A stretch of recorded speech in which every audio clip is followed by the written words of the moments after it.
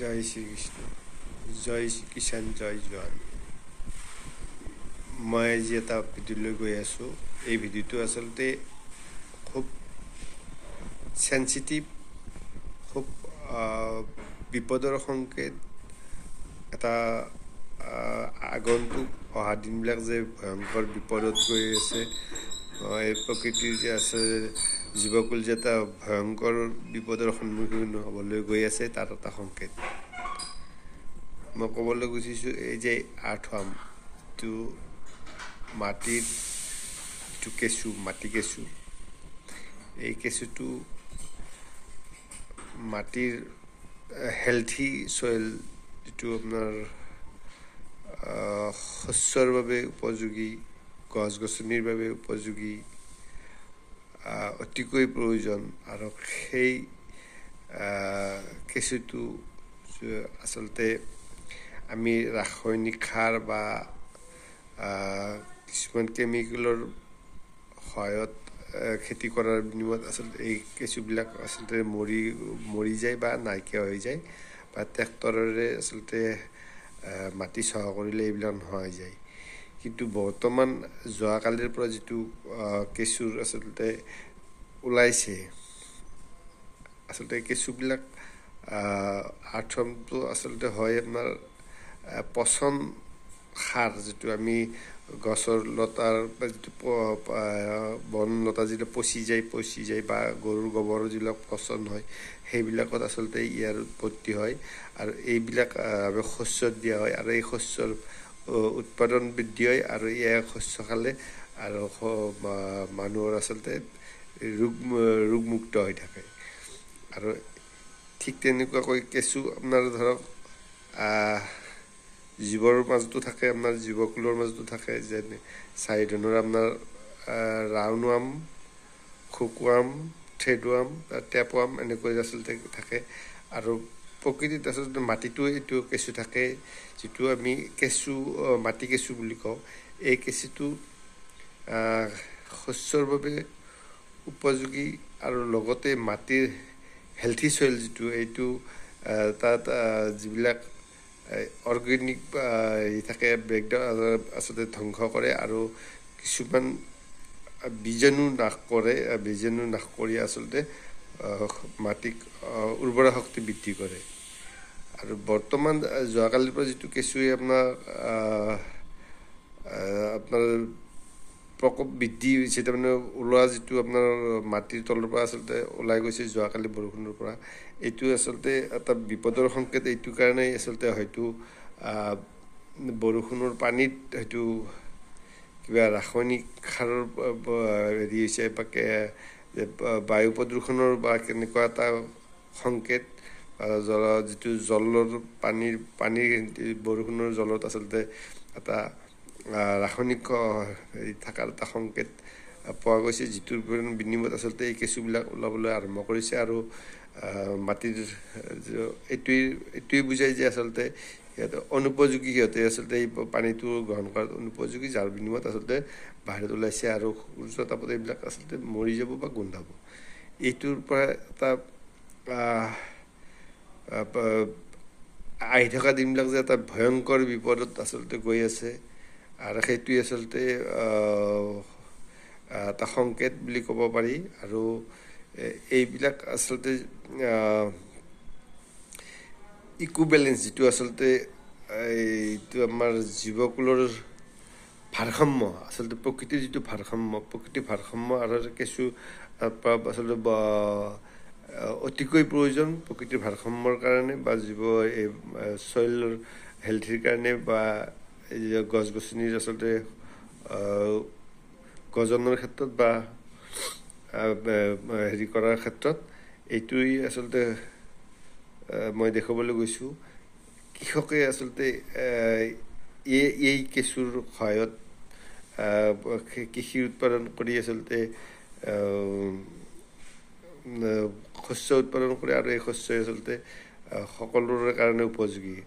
আৰু যদি আপোনালোকে এই ভিডিঅ'টো চাইছে বা এই চেনেলটো প্ৰথমবাৰৰ বাবে আহিছে, তেনেহ'লে আপুনি লাইক কৰিব, কমেণ্ট কৰিব, ছাবস্ক্ৰাইব কৰি ল'ব, আৰু শ্বেয়াৰ কৰিব, যাতে সকলোৱে এইটো চাব পাৰে আৰু ছেফ যেতিয়া আৰ্থ ফাৰ্ম ছেফ বা এই আপোনাৰ প্ৰকৃতিক ছেভ কৰাৰ কাৰণে এই এটা আপোনাৰ মূল আচলতে আপোনাৰ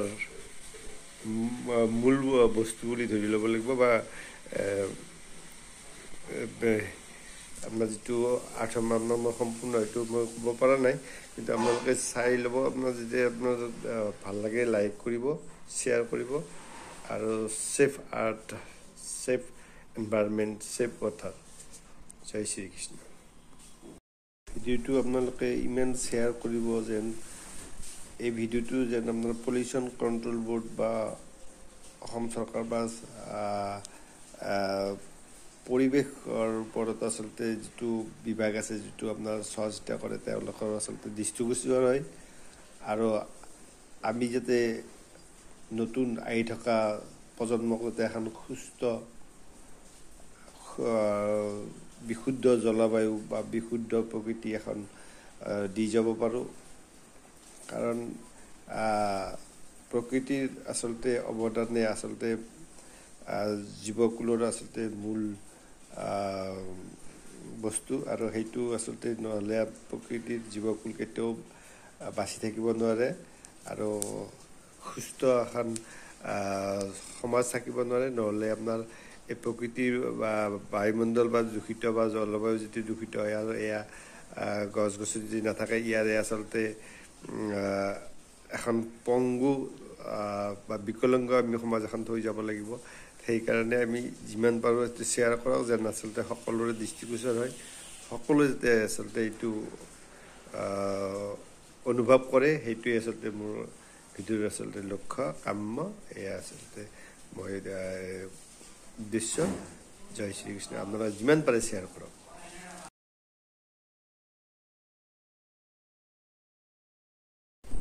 কি হ'ল? কি হ'ল?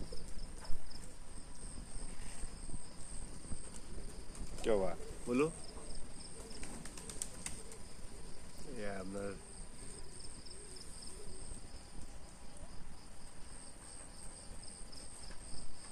এই আপোনাৰ যিবিলাক আপোনাৰ হৈ আছে, আপোনাৰ এইটো দেখুৱাই আছোঁ।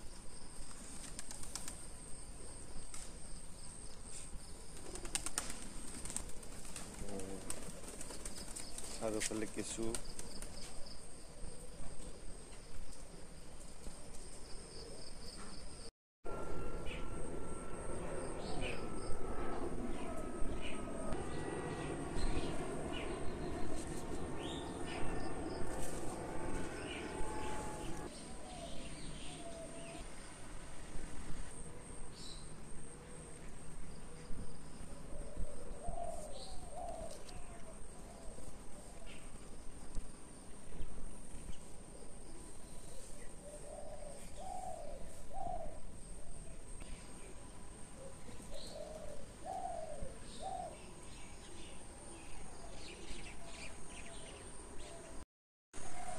জয় জোৱান, জয় কিষাণ, জয় শ্ৰীকৃষ্ণ।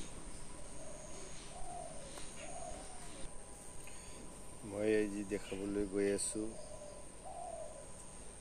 আৰ্থ ফাৰ্ম। আমি যিটো মাটিৰ কেঁচু বুলি কওঁ, এই আৰ্থ ফাৰ্মটো আমাৰ কৃষিভূমিৰ বাবে বা প্ৰকৃতিৰ বাবে কিমান উপযোগী। আৰ্থ ফাৰ্ম নহ'লে প্ৰকৃতিৰ বা এই ভূমিখণ্ডৰ কি হয় বা কৃষকৰ কি হয়, এইবোৰৰ ওপৰত আচলতে এইটো আলোচনাৰ আচলতে এইটো জানিবলগীয়া বিষয়। সেইটোৰ বিষয়ে আজি মই জনাম। আৰ্থ ফাৰ্মে প্ৰকৃতিক কেনেকৈ হেল্থি ৰাখে, আৰ্থ ফাৰ্ম নহ'লে প্ৰকৃতিৰ কি কি ক্ষতি হয় আচলতে সেইটো মই জনাম। আৰু এই ভূখণ্ডৰ যদি আৰ্থ ফাৰ্মবিলাক নাইকিয়া হৈ যায়, আৰু কৃষক বা এই ভূমিৰ হেল্থি উৰ্বৰা শক্তি কেনেকৈ নাশ হৈ যাব, সেইটো মই আচলতে দেখুৱাম। কৃষিখণ্ডত আৰ্থ ফাৰ্মে নাইট্ৰজেনৰ লগতে আপোনাৰ যিবিলাক আপোনাৰ অদৰকাৰী সেইটো আচলতে আৰ্থমে আপোনাৰ নিৰ্মূল কৰি আপোনাৰ পটাছিয়াম মেগনেছিয়াম আপোনাৰ ফচফৰাছ এইবিলাকৰ আচলতে ভূমিখণ্ডত আপোনাৰ শক্তি বৰ্ধন কৰে আৰু কৃষি শস্য উৎপাদনত আচলতে এইটো সহায় কৰে। এই শস্য এই দেখিছে এই আৰ্থমৰ সহায়তে আচলতে এইবিলাক কৰা হয়।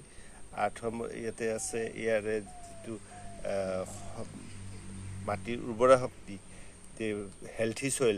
হেল্থি চইলৰ কাৰণে আৰ্থম মষ্ট ইম্পৰ্টেণ্ট, অতিকৈ প্ৰয়োজন। আৰু সেইটো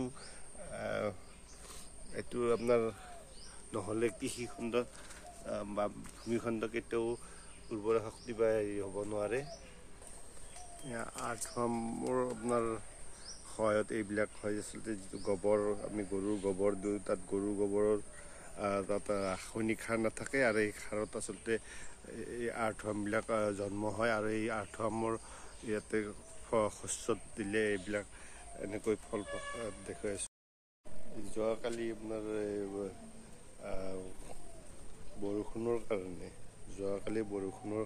বৰষুণ দিছিলে, বৰষুণ দিয়াৰ কাৰণে সাধাৰণভাৱে বৰষুণ আহিছিলে। এই বৰষুণৰ কাৰণে আপোনাৰ দেখিছে এই পাতবিলাক জিকি আছে আৰু তাৰপিছতে আপোনাৰ এই কেঁচুবিলাক ওলোৱা আৰম্ভ কৰিছে।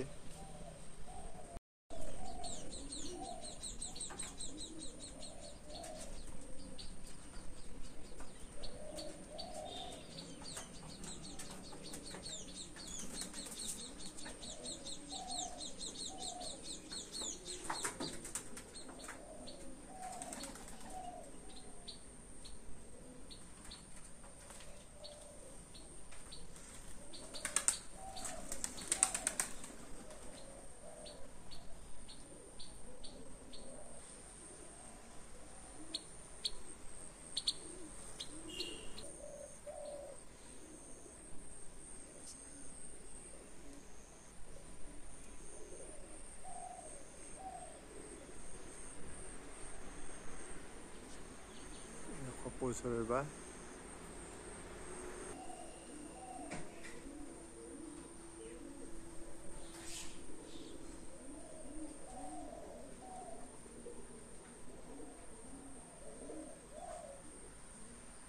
আপোনাৰ এইবিলাক ইয়াতে প্ৰত্যেকডাল গছতে আপোনাৰ ইয়াতে বাঁহ আছে আৰু এইবিলাক পোৱালিবিলাক ডাঙৰ হৈ লৈ গৈছে।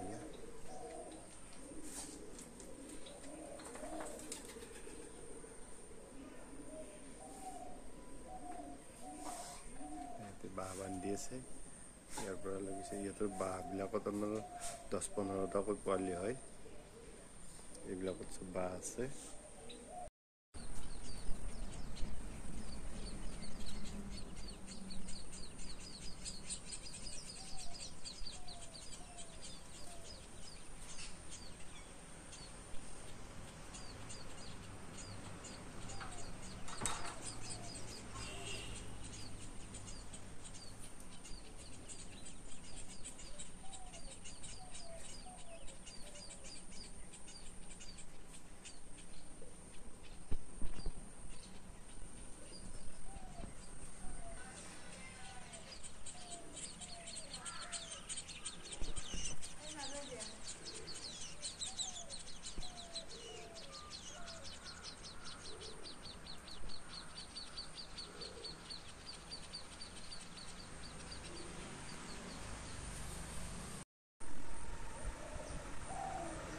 প্ৰকৃতিৰ সুৰক্ষাৰ কাৰণে আমাৰ এইটো অতিকৈ প্ৰয়োজন।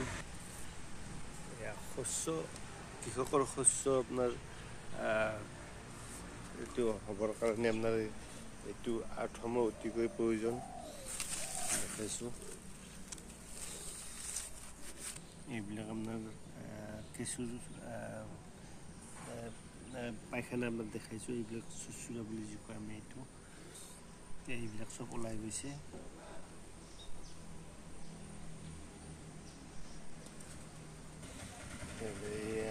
টাবত এইবিলাক দিয়া গৈছিলে।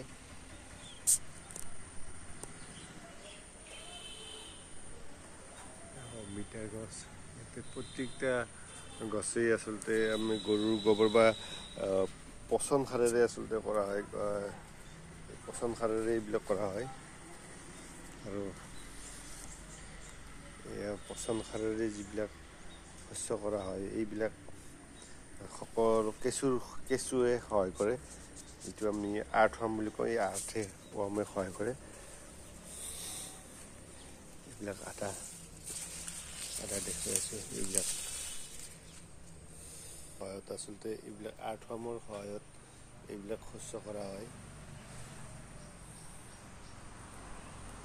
যিটো আচলতে কয় এইটোৱে আচলতে মই ক'ব বিচাৰিছোঁ। পালেং গজিব ধৰিছে, কিন্তু এয়া লোকেল বিলাহী আৰু এইবিলাক চব ওলাই গৈছে। আমি এইবিলাকৰ সহায়ত আচলতে মাটিৰ যিটো চইল হেল্থি কৰে। এইবিলাকে নাইট্ৰজেন, পটাছিয়াম এইবিলাকে আচলতে ইয়াতে উৰ্বৰা শক্তি চইল হেল্থ কৰে। আৰু এইবিলাক এতিয়া আপোনাৰ চব ওলাই গৈছে। এইবিলাক ব্ৰাহ্মী শাক, কিন্তু এইবিলাক চব আপোনাৰ গৰুৰ গোবৰেৰে কৰা হৈছিলে। কিন্তু কেঁচুবিলাক ওলাই যোৱাৰ কাৰণে আমি চিন্তিত। এইটো কিহৰ কাৰণে এইবিলাক হৈছে, এইটো চিন্তনীয় বিষয়ে। এইটো ৰিচাৰ্চৰ প্ৰয়োজন। এইবিলাক এই যিমান আপোনাৰ ফুলবিলাক আছে, শস্য আছে, এয়া চব আপোনাৰ আচলতে গৰুৰ গোবৰেৰে আচলতে এইবিলাক কৰা হয়, বা গৰুৰ পচন সাৰেৰে কৰা হয়। আৰু পচন সাৰৰ কাৰণে কেঁচুবিলাকৰ সৃষ্টি হয়, কেঁচুবিলাক থাকে, আৰু এই কেঁচুৰ বংশ বৃদ্ধি হয়। আৰু এইবিলাক আচলতে মাটিৰ উৰ্বৰা শক্তি বৃদ্ধি কৰে, হেল্থি কৰে। আৰু এইবিলাক নোহোৱাৰ কাৰণে হয়তো আপোনাৰ শস্যত আপোনাৰ কৃষি খণ্ডত আচলতে ভয়ংকৰ সংকেত, বিপদৰ সংকেত। এয়াই নহয়, এয়া আপোনাৰ কৃষিভূমিৰ লগত আচলতে এইবিলাকৰ ঘনিষ্ঠ আচলতে অতি প্ৰয়োজন।